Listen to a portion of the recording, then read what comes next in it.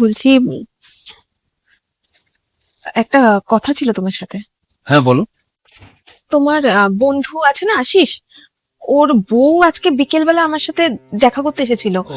আর আমার কাছে 4,000 টাকাও চেয়েছে। তা দিয়ে দিতে 4,000 টাকা।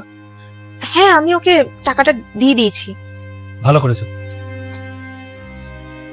জানো তো, আগেকার দিনের মানুষরা না ঠিক কথাই বলতো, বিয়েটা হচ্ছে একটা জুয়া খেলার মতো।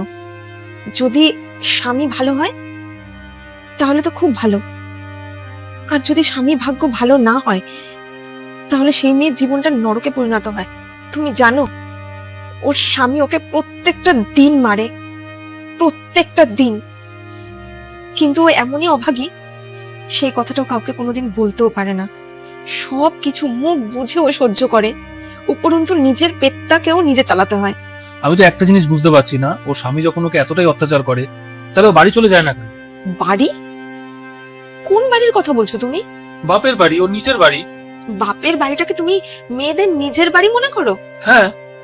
নিজের বাড়ি, মেয়েদের নিজের বাড়ি বলতে না কোনোটাই থাকে না। এমনকি এখনকার দিনে তো মা বাবাদেরও নিজের বাড়ি বলতে কিছু নেই। এখন তো বাপের বাড়ি থাকে শুধু দাদা বৌদি, এদের জন্য।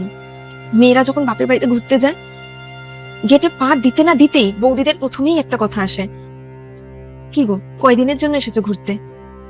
আর এই কথাটা না বুকে কাটার মতন বাঁধে। আর যেখানে দিন ক্ষণ গুনে থাকতে হয়, সেটা ওই মেয়েটার কাছে নিজের বাড়ি হয় কিভাবে বলতে পারো?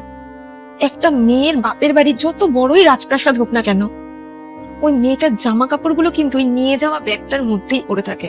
আর ওই অত বড় রাজপ্রাসাদে মেয়েটার ওই ছোট্ট ব্যাগটা রাখার জন্য ঠিকঠাক একটা কোণাও পাওয়া যায় না। এবার তুমিই বলো, আদৌ কি মেয়েটার কাছে ওই বাপের বাড়িটা নিজের বাড়ি হলো? মেয়েরা যতই প্রতিষ্ঠিত হয়ে যাক না কেন, আলটিমেটলি মেয়েদের নিজের বলতে কিচ্ছু নেই, কিচ্ছু না।